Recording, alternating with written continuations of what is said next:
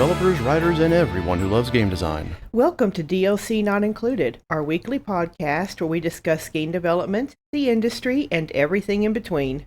We're your hosts, Steele and Teal. Glad you can join us. All right, so now we are at episode 14 of our first season of our revival and trucking along strong. This has been a lot of fun to do. It has been. I actually checked our analytics this morning, and for a new podcast on iTunes and Spotify, we're not doing so terrible. Oh, cool. Yeah, so maybe one day we'll actually get an audience. Oh, we're fine. I want to give a shout out to anyone who is listening to us live on Twitch or our simulcast on our Discord channel, and big, huge love to anyone who does actually catch us on Spotify, iTunes, Amazon Music, etc. Yeah. Today's topic is going to be rather important. We've been wanting to hit this one for a while. Yes, and it's a topic that is talked about a lot nowadays, and we have decided to make our topic part of this: inclusiveness in game development. Yes. Now, I want to give a note here. This is not a diversity or sensitivity class. This is about being inclusive, which there is a difference. There is a difference between inclusive and diverse, sensitive, yeah. etc. So for those of you who are like, oh, this is going to be one of those sensitivity things. No, it's not. While we do believe in being fair and kind, inclusiveness is a much broader range subject that we feel needs to be tackled more in the industry. Absolutely. And I want to start off by defining exactly what is inclusive. Yes. What does that mean? What does it mean? Well, the Oxford Dictionary, our fallback, go-to dictionary, defines inclusive as not excluding any of the parties or groups involved in something. So, in other words, to be inclusive means to act in a manner that is the exact opposite of being exclusive. Yes. And we all know that exclusive means to not admit other things. Pretty much. Yeah, when you're exclusive, you're restricting other things from being a part of something, for whatever the reason. So when you're inclusive, everyone is invited to the table to participate in all the activities. Yeah.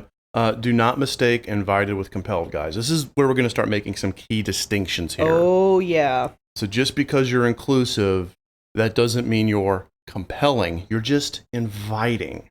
Yeah. Because if you're compelling somebody to be a part of something that you're doing, that's not cool. You're doing that just because they're not the same as you. That's just as bad as shunning them. Yeah, pretty much. You know, I mean, if someone has a difference that you feel, well, we need to highlight this difference in our game or our project or whatever, that's not being inclusive. At that point, you're compelling them to participate. Yeah. And it is as hurtful to compel someone because of a quote-unquote difference as if you were shunning them. It's just as painful. It's just as bad. Yeah. As a general rule, people don't like having their nuances called to attention. They really don't. And in that vein, people do dislike having their nuances to be put in some sort of spotlight. They really hate that. Even more. Yeah. Yeah, think about it like this. If you have, tetrachromic eyes, basically, your eyes are two different colors. Yeah. So you have a blue eye and a green eye. And someone starts calling attention to it in a positive way. You know, we need to be nice about your tetrachromativity. You know, this and that, because, teal over there has two colored eyes. Then you're calling attention to something. You're putting it in a spotlight. That can be just as harmful as shunning someone or being negative. Yeah. You have two colored eyes. You can't be part of our cool club. I mean, that is just as horrible as you have two colored eyes. Come be a part of our club because we don't have someone with two different colored eyes. They're both horrible things to do to people.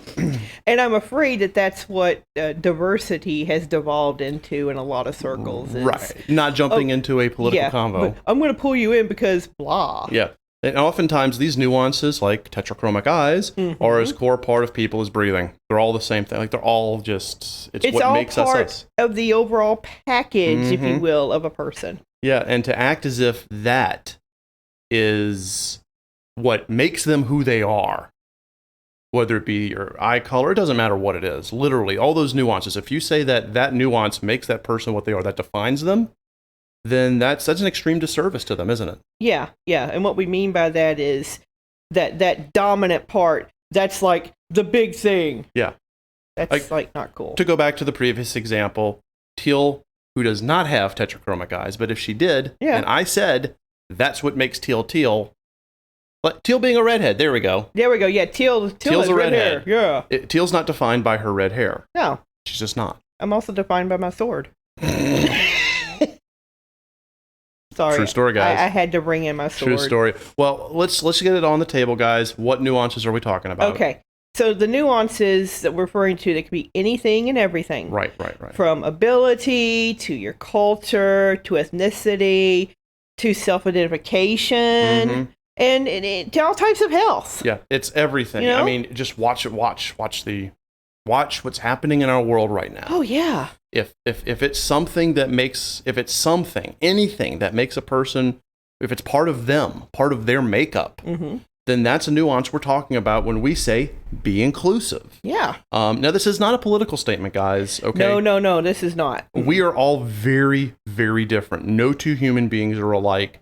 That is an axiom. Yeah. And being inclusive means not excluding someone from being different from you, while also not shining a spotlight on them and trying to pass that off as being accepting. Yeah. And I think the reason why we decided to do this topic is because we've seen all over our world, including in this industry, there's more and more trying to shine a spotlight on a difference under the guise of being accepting, diverse, etc. And that can be harmful. Yeah. I believe the latest buzzword is being woke. Yeah, I think so. Yeah. Yeah. But any hoot. Let's talk about inclusiveness in your development staff. Right, because we're going to tackle... That's what we're here for, is talking about game development. Right, and we're going to be tackling two very different things today. We're going to be tackling the staff and the games themselves. So we'll start with staff. Staff. Yes. Which I feel is for me, that's like the core is your staff, because from staff comes games. So True story. really want to talk about the staff first. Yes, indeed. Okay. So honestly, from what I've seen and the research I've done, the reality of game development is that the majority of dev teams are centered around a very specific group of people. Pretty much. Now, this is backed up by a bunch of research from 2 and 3 years ago. Okay? Right. And yes, while this is not as prevalent as it used to be, it's still there. Yeah, it is. So if we have to cite, we'll cite sources. But I mean, we're talking about, let's just bring out the whole Gamergate, that kind of stuff, where it was very prevalent as to where people felt things should and shouldn't go. Yeah. Now, agreed, it's not as bad as it used to be, but it's still there. And it's easy to circumvent, though. All you got to do is be inclusive, and let's talk about that, because it's not fair to put negative labels on game studios. It's really not. However, a lot of those studios, and we're talking more on the AAA side, but, hey, people are trying to include more people. Yeah. This is talking about the history of exclusiveness. That's true. That the industry has had since its beginning, that it's taking time to overcome, and it is overcoming it.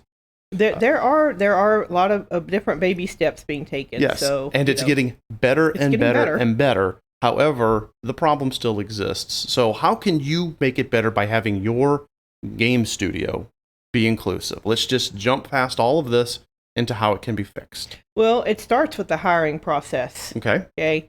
That is where, to me, everything starts there. Right. So if I were leading a studio, which I am, have someone sanitize a resume before you read it. Now, what it means to sanitize is that means removing anything that could be used to identify the cultural or geographical background of the applicant. So, like, for example, the university. So, obviously, a resume is going to show educational background. Absolutely. And instead of showing the university, it would simply show, like, the degree. Right. It shows the degree that they earned. Bachelor's of Science in Game Development, Bachelor's of Science in Computer Programming, that kind of thing. Master's in Graphics Arts. Right. Okay. Things like your name, address, email, that would also be removed beforehand. To sanitize, okay. The logic behind doing this is that we are hardwired to recognize similarities and differences between us and others. Right. So if you see something that identifies someone as different from us, it's going to automatically trigger some level of unconscious bias. It is. And again, we're not all horrible people. Let's not throw around negative labels. It's just literally you're hardwired to recognize that's similar to me. Yeah. And that's different to me. And if you have nothing on a resume that gives any possible identifiable marker, and you have to get to the face-to-face interview before you know anything personal about them, other than their ability to do the job, then you've just created a scenario where you can include them a lot easier. Yes. Because you know, hey, this person did this stuff. I watched their portfolio. I looked at their code examples. This person's amazing. Now I'm going to meet them. And regardless of what's on the other side of the interview table, you're going to automatically know this person can do the job. Now let's see if the personality fits. Exactly. And that's it. It helps get over that one little step of internal hardwiring. Yeah. So that's something you could do during the hiring phase. Right. Now, once you've got the people in your studio, so within your own studio, you can promote people. This is all about moving up now. You can promote people based on their ideas, their skills, and results. Okay. I know this can be difficult for some people, even well-meaning ones, because, again, you got that hardwire bias thing. Right. And you can't do it blind because you already know them. So when you're promoting someone within your team, your studio, etc., you can't just put a name in a pot. You put a bunch of names in a jar, shake it up and pull, and that doesn't work. No. And you're going to know who they are. So what is one of the best ways that we can do this while keeping inclusiveness? Okay, what you can do is implement what I refer to as the 360-degree feedback loop. Okay. What is that? And okay, the 360-degree feedback loop. That does sound a lot like a very technical term one would find in a game studio. So what exactly is the 360-degree feedback? That is a mouthful. Can we just call it the 360? Yeah, we'll call it the 360. Okay. So this way will work regardless of the size of your studio. What it is you're going to get evaluated by your boss, your peers, and your subordinates. And all that feedback is aggregated together, and that is part of the evaluation on do you deserve a promotion or not. So let me make sure I understand this. In the 360, because I'm never going to get the rest of that out, in the 360, a team lead would be evaluated. Let's say it's a programming lead. Okay. The programming lead would be evaluated by the programmers underneath him, the art lead, the design lead, who are his peers. Yes. And the project lead, who is his boss. Absolutely. And every one of those people would perform the evaluation on that programming lead. Yes. And then all that feedback would then be given to the project lead. Yes. And the project lead would make a decision. Correct. Based on all that feedback. Based on all the feedback, yes. I got it. So the reason why that is good is twofold. One, it promotes inclusiveness. You're making sure all the data is included. But two, everyone's perspectives. But two, accountability. Because then if you get all of that positive, all that feedback, positive, critical, etc., right, and you still promote someone else over what everyone agrees is the right person, then that accountability is there. Yep. There it is. Yeah, absolutely. And one of the best things in the world to keep checks and balances in an organization is social pressure. So absolutely. It all kind of works out. Wow. This is, by the way, peel back the curtain for a second. This is something Steele knew nothing about prior to the preparation of this podcast. I didn't know this existed. This is Teal's business background. Yeah, it's used very successfully in Fortune 500 companies and in small businesses alike. The 360 feedback loop is awesome. And just to go off on a little bit of a tangent here. Of course. Some small businesses have even pulled in vendors, the outside vendors and contractors. Oh, wow. For some positions that do interface with those. So the outside input is also solicited because some positions require you to diplomatically deal with things. And if the outside views you as not being very diplomatic and they're scary, maybe you're not great there. Wow. It's a very, very useful tool. Yeah. I think that is amazing. I would like to see even small teams of game devs use this instead of it just being the guy in charge, the person in charge. Right. Have everyone evaluate everyone. That's I mean, that's kind of what we do. You know, we offer critical feedback to everyone, and people give critical feedback to us literally all the time.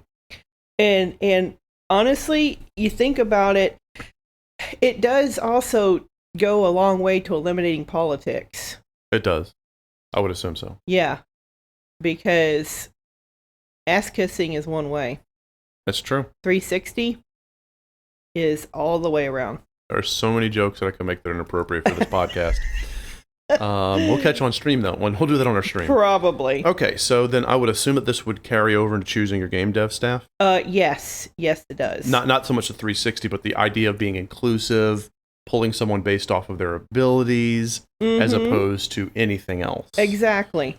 Really, honestly, there is a community that does this really well right now. Oh, which community is that? The online dev communities. Oh, wow. They're masters of hiring and promoting based on skills and results. And in particular, I just want to give a shout out to the RPG Maker community.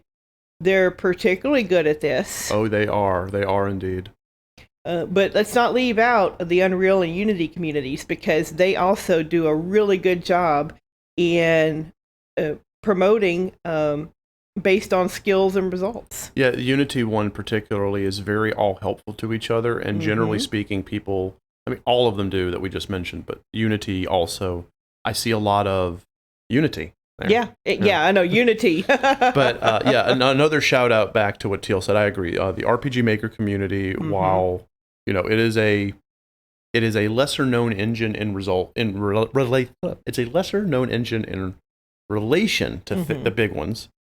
The community there does a really good job of picking people based solely on their ability. Yeah. And I think a lot of it has to do with this kind of blindness that all online dev communities have. Yes. They can't see anything else other than an icon for an avatar and a name. Yeah. And I think that helps, because that kind of backs up the whole sanitization idea. Yeah. You know, if you put your team together, right, you know, without knowing anything other than what they can do and how well they can do it, then you're going to have a really good team member, because who they are, where they come from, it's not going to make them any better or less of a team member. Right. And without having all of that in front of you, all you have is an avatar of a cute bunny. Yeah. You know, with a heart, holding a heart, little pink bunny with a heart. Somebody do that. And and a name, you know, that might be Bunny Kiss. There you go. Yeah. All you know about Bunny Kiss is that Bunny Kiss makes amazing pixel art. Right. That's all you have is Bunny Kiss and Bunny Kiss's unbelievable portfolio. Right. You know, there you go. You're going to choose Bunny Kiss because of Bunny Kiss's ability. So that's being inclusive. Yeah. That's being very, very inclusive. And I guess let's go. It goes beyond that, Teal. It goes into being inclusive during the actual creation process itself. Yes, during the creation. Yes. I think we need to address the solo developer before we go any further, because we've been talking about multiple person studios. We've been talking about small as well as large, but we have a lot of solo developers out there. Yes. So, yeah. Yeah, I would say this, and disagree with me if you think I'm wrong. Okay. Not just you, Teal, but anyone listening. If you're a solo developer, you are only beholden to yourself. You literally are the one person who makes the decisions about everything. But however, the solo developer also bears all of the accountability and all of the responsibility of their decisions. That's right. You cannot blame a subcontractor for something you decide to put in your game. Yeah. So if you're a solo developer and you do a thing that gives you a reputation of being exclusive, it's on you. Yeah. I mean, if you have loss of sales or get negative reviews for a game because you were pretty damn insensitive, or you only focused on one particular market segment to the exclusion of all others, and or even made others a subject of comedy in your game, it's on you. Yeah. That is all on you. Yeah, and we've seen it. We've seen it in many of the communities where people have, I'm gonna say some ugly things now. We've seen people fat shame in their games. We've seen people show various racial and sexist views, racist and sexist views. And You can say, oh, well, it's just the way the characters are and this and that. But if you end up bearing any negative results based off of your decision as solo dev, it's on you. Yeah. You haven't had other eyes look at it and say, maybe you should, maybe you shouldn't. Because, again, this is not going into a sensitivity class. I'm trying not to cross that line. Right. But if you don't have other sets of eyes giving you potential advice on whether you're being inclusive, exclusive, etc., you have no one to blame but yourself if there's a consequence. We have ways we can fix that, right? Yes, absolutely. And even if you're solo dev, you can do this. Okay. Adopt the open table format of deciding things. When you have multiple people there, multiple decision makers, then decide by consensus. Decision by consensus. Right. And let me explain open table. Okay, open table first. Okay. Because this can work for teams, for a solo, in a forum, etc. Everyone is welcome to sit at the table. And you can bring up and refine ideas. You can... we actually do that here. Yeah. Studio Blues Discord channel, Studio Blues streams, etc.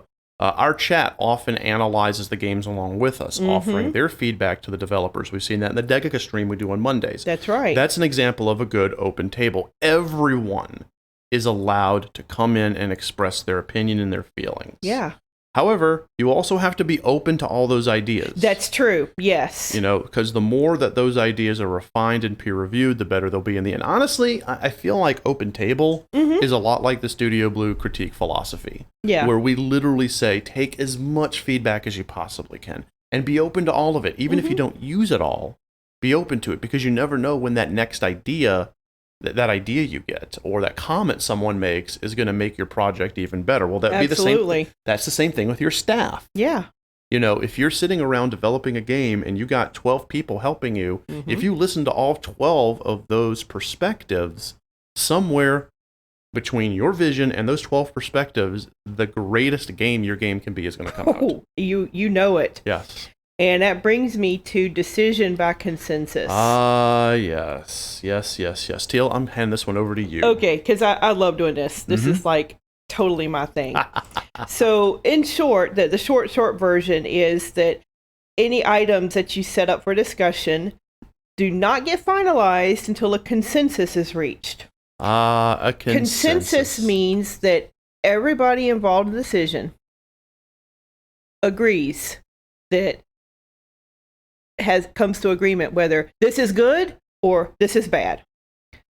This needs to happen or this does not need to happen. Consensus. Everyone agrees on the decision. It is not compromise. I was just about to ask you, what is the difference between consensus and compromise? Because isn't that basically compromise? Compromise has a different slant. Compromise is I give up something, you give up something, somewhere in the middle we meet. And that's the decision.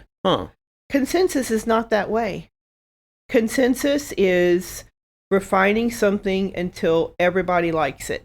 So, for example, it would be whether or not to use a certain logo. Yeah. I'm just going to pick out a wild card. Right, just some, yeah. And if 5 people are in this team picking out the logo and 4 like it and 1 doesn't, then the other 4 listen to that one person, find out why they don't like the logo, and instead of saying, hey, I'm going to give up this if you give up this, which would be a compromise, they continue to refine and rework that logo until all 5 say, yes, this is good. Exactly. It sounds to me, Teal, like decision by consensus would be very slow. It is. It is the slowest method of reaching a decision.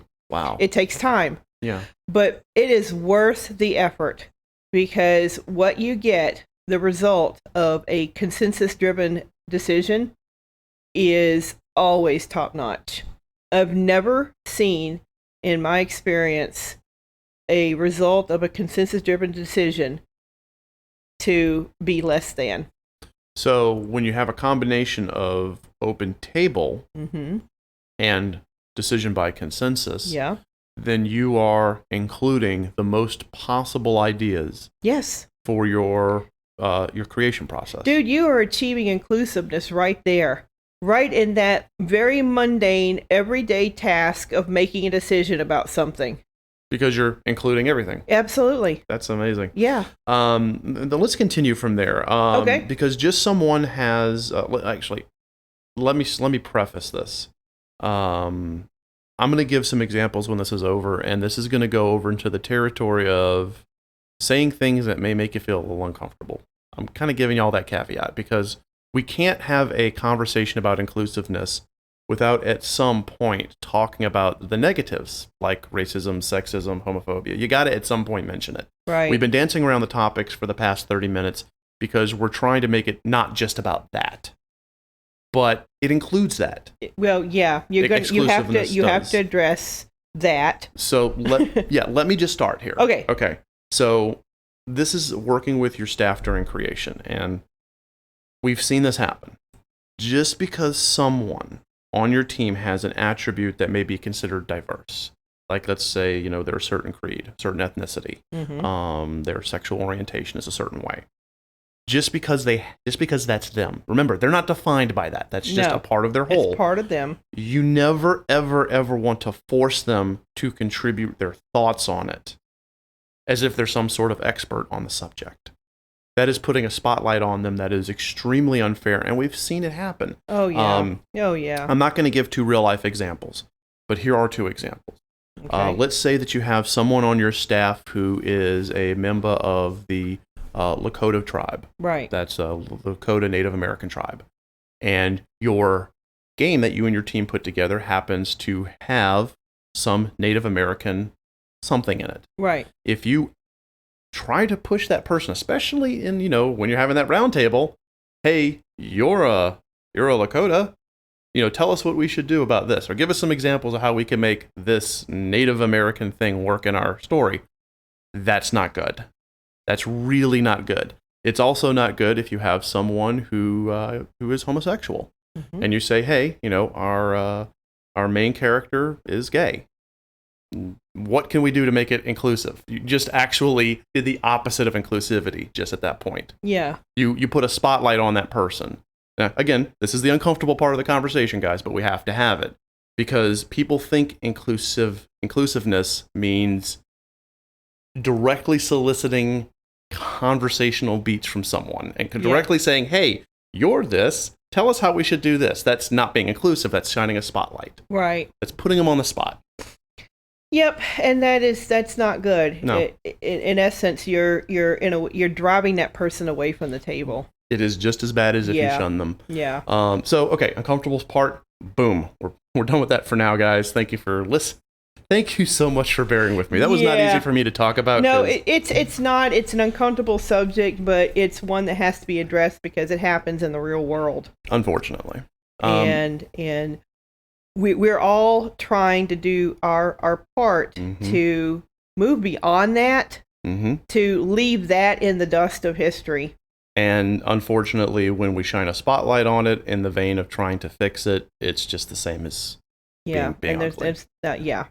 So we're trying. We're going to move from inclusiveness in your staff to inclusiveness in your game. Oh, yeah. Yeah. This is the one. Because from an inclusive staff should come an inclusive game. If you follow everything that we said above about having an inclusive staff, then having an inclusive game is going to happen organically during your open table discussions. That's right. However, we do have a few pointers to help make this game inclusiveness easier for you. The biggest thing is this: organic versus forced. That's the term Teal and I came up with. We're going to kind of talk about it. We're even going to give some examples. We're going to give examples in the vein of good idea, bad idea. Right. So when we say organic versus forced, what do we mean, Teal? Okay. We want to allow inclusive changes and attributes of characters, of the world, etc. We want that to come out organically as a result of your idea generation, your discussion, and your consensus. Exactly. Yeah. Okay, so we're going to now give good idea and bad idea. I'm going to give one. And I'm going to give one. Okay, so I'm going to start with mine. We have a game that's, kind of like your Conan the Barbarian style game, okay? And you and your group are making your Conan the Barbarian style game, okay? So, this is the good idea. your big, huge, muscular barbarian. He has spent years in the heat of battle. And during those years, countless swords and shields banging all around him, so that he's always had this cacophony of sound bombarding him since he was a wee lass to now that he's a big buff man. All of that sound constantly hitting him over the years and the years has given him a hearing impairment. Yeah. That is perfect sense. A natural, organic way to have a character who is deaf. Mm-hmm. Bad idea. Bad idea. We need a deaf character in our games, so we're going to make this character deaf. And Lillian on our staff is deaf. So now the big barbarian is deaf because we need a deaf character, and Lillian can help make that work. Wow. That's awful. I know what I just said is absolute. It sounds terrible, doesn't it? But can you imagine a group of developers sitting around working for some studio and going, yes, that's a very good idea. Lillian, please help. I mean, and everybody turns and stares at Lillian. Wow. It's just, but you can see it happening potentially. Yeah. So yeah, organic. It happened organically. Yeah. And it was a really good reason why big muscular barbarian would have a hearing impairment. Exactly. So good idea. And now okay, so I have an example. Mm-hmm. Okay, so good idea. We have a compassionate female protagonist. She has a tendency to overshare, to over-emote, and be inappropriate and socially awkward. But we've decided that she can be on the autism spectrum, and she's going to provide a unique perspective to the protagonist in the party. And in fact, through story progression, we're going to have her turn the tide of the story because she will see something that none of the others do, and it's going to be a eureka moment. And it came about because of analyzing the way this character's acting in certain scenes. It's like, wait, she's on the spectrum. Mm-hmm. That's brilliant. Okay, here's a bad idea. And believe me, I threw every awful thing I could think of into bad idea. It's going to suck, guys. Here we go. We need a derpy sidekick for the comedic value of the game. Let's make this character autistic. She can mess things up, but it'll be funny. Yeah. It really is. Truly awful. It is shitty. Here's the kicker, guys. It really is this simple. It really, really is this simple. We brought it down to one sentence. Yeah. Go ahead, Teal. This is all the secrets of this entire podcast and everything we haven't even brought up. What's the secret, Teal? Being inclusive means being open to everything but forcing nothing. It's that simple. There. Yeah. Easier said than done. I know a lot of people have problems. I get it. It's tough because you got to go around this mindset. But trust me, once you open yourself up to everything but force nothing, it all becomes so much better. And we solicit a lot of different opinions for things, for our story elements. We do. And we have retained a couple of consultants in some matters because of some of the issues that we felt needed to be put into the game. 100%. So, yeah, absolutely. The more viewpoints, the more eyes, the better. The more hands. Yeah. Okay, so now it's time for us to take questions from our live audience. Remember, if you've been watching, use the podcast question feature in our chat. And just so you know, it's only 50 channel points that's watching us for like 5 minutes. Like 5 minutes. Yeah, it's real short. So, maybe it's 10. It's short. It's very short. And y'all can ask any question related to this in our live audience. I do want to bring up a quick side story on the vein of what Teal is talking about while we wait for questions to appear. When we first put out the Rosenhart's MV demo way back in the day. Oh, that was, yeah. We got a lot of good feedback, some of it really critical, some of it really positive, some of it a mixed bag of nuts. But when we did our sort of director's commentary, someone in the comment section of the YouTube video who apparently is a massive fan of the works of Jules Verne, called us out for our incorrect portrayal of Phileas Fogg. Ah, yes, I remember that, yes. And it got, and it gave us a very unique perspective on how much liberty we're allowed to take with a character. And then we looked at other ways that we could make it. From there, it evolved into Teal and I looking at more and more how the Victorian culture would surround that particular circumstance. Yeah. Where a gentleman is tasked with escorting two undebuted 15-year-old girls to a safe place, sort of let's get them someplace safe. How would that work? How would that be viewed? That kind of thing. So it really helped to kind of push us in a direction where getting those consultants, getting the things that Teal is talking about happened, so that we were in the correct vein and we were doing it right. Right. Because you don't want to do something completely wrong. Yeah. Been interesting. I am okay. So for those who are listening, I do not see a podcast question. We'll go another few minutes, and if one doesn't pop up, we will go ahead and end the broadcast. Yeah. This was not an easy subject to talk about. Teal and I we always kind of talk in advance, at least a few days, if not a few weeks, before choosing a topic. And this was one of the ones that came from a conversation. To kind of peel back the curtain, a lot of our conversations we have when we're driving together. This one was not a comfortable conversation. Not like just comfort between us, but hey, here's what's happening in the industry. How can we address this? Because, a lot of spotlight has been put on diversity. Diversity in games, diversity in studios, diversity this, diversity that. Right. And it's honestly, at this point, become completely washed out. Yes. Politicized. And the original meaning of diversity has just gotten lost in the noise. So I was doing a deeper dive. Diversity, with the very core of trying to achieve diversity, is trying to achieve inclusiveness. Right. And I feel that's what people really should be talking about, is inclusiveness. Yes.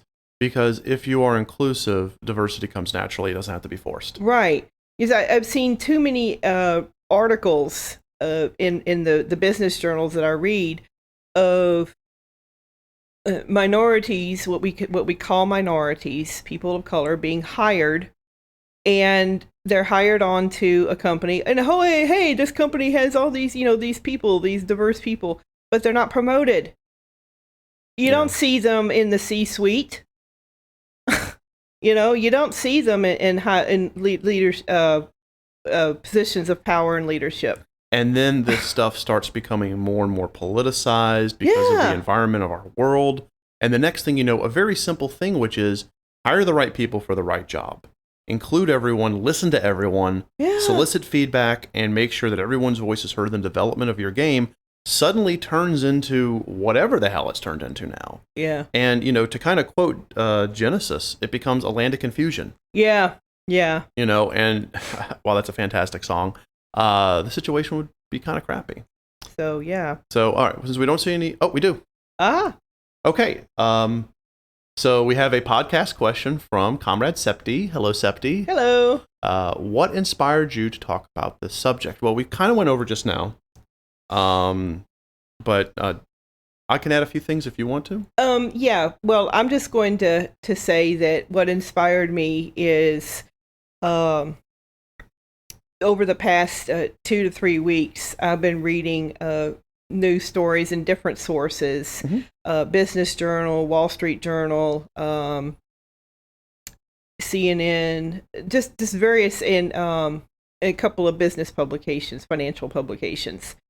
And there are stories just been popping up about people of color who are hired onto these companies, and the companies say, hey, we're diverse, but none of them are promoted past the mid-manager level. And you don't see anybody like that on the C-suite. In fact, whenever a person of color becomes a CEO, oh, it's a big deal. Woo, look at this. Yeah. Putting the spotlight on something. Because of their color of their skin, as if it's some big triumph. What to me, what's sad is that, one, that's not normal. I mean, it should be a normal thing of the person is a CEO because of their ability, and the news story should be, hey, this person has all this expertise, and they're going to turn this company around and make it better, instead of, oh, this is a black CEO. Yeah, I see what you're saying. That makes me cry. It is. By the way, for those who don't know, C-suite is CEO, CFO. It's the high. Yeah. C-suite is the chief executives, the chief financial, chief information officer, chief development officer, that sort of thing. The highest level. Yeah. Of power within a company is the C-suite. Just to make sure everyone understands that. I agree. This is very sad. And so I started looking at all that, and I looked at the articles I've seen on the gaming industry. Not just player base, but also development base, and it's reflective of this. Yeah. This thing. Yeah. We've gone out of our way during the course of this podcast not to blame certain demographics. Yeah, I don't want to put labels on this because labels in themselves are not good. Right, but it's a mindset of, let's not bring on people because of what they can do, and let's not promote them. For what inspired me for this, because obviously, Septi, Teal and I discuss every subject. Oh, yeah. Is me watching how people will create a staff or put together a game group, to create a game or any project. And sometimes it's not just video games. It could be any kind of project. And I tend to watch that people listen to ideas of the people they know the best. Yeah. Instead of listening to every idea. And I fight that every day. I'm not saying I fight against being a bad person, but I fight every day to make sure that I listen to everyone's feedback. Yeah. And I solicit everyone's feedback. And when Teal brought this up originally, and then we started to kind of look into it before we decided to do it, I just looked around and I saw that I'm not liking the fact that still, after all this time, people listen more to people who they have a familiarity with. Yeah. Yeah. And it's again, we're hardwired, but we need to break that hardwiring. This is going to actually slip into the next thing I'm going to say, and hopefully another question pops up. If not, we will call it. We want y'all's feedback, not just on this podcast, but right now, if you've gotten this far, either pop a comment in the comment section, throw me a DM, let us know right now, what do you think about all of us? Yeah. About what we're doing, about inclusiveness in general. In other words, this is an open table for Studio Blue. How can we make this podcast and our service to you guys better? Yeah. 360-degree feedback, guys. We criticize, we critique. We critique games. All the time. We've had one game that people have critiqued of us. We want you all to critique Studio Blue. Yeah. Let us know. I'm sure there's 1,000 things I could do differently. I'm sure there's 1,000 things Teal could do differently. We are not perfect. So we want to practice what we preach. Yeah. So we made this decision to do this topic. Ergo, we're now open table to everyone. Doesn't matter who you are. Even if you're somebody who we don't necessarily get along with, give us feedback. Yeah. All right, I don't see any more questions, so I think it's going to be time for us to move on. Okay. I want to thank everyone who listened. Again, this was probably the most difficult topic we've tackled so far. This was rough. But I'm glad that just given how sensitive it is, and we all have really strong opinions about it. We do, and we danced around a lot of things because we are trying so hard not to offend anyone, but the truth is just be nice. Just be a nice person. Don't be a dork. Don't be an asshole. Don't be an asshole. Anyway. We love you guys a lot. Thank you everyone who's watching us live, and thank you everyone who's listening to us Spotify, iTunes, Amazon Music. We love you guys. Thank you so much. Thank you. Yeah, let's do this. So join us next time for DLC Not Included. And remember, everyone, anyone can give you the key, but you have to go through the door.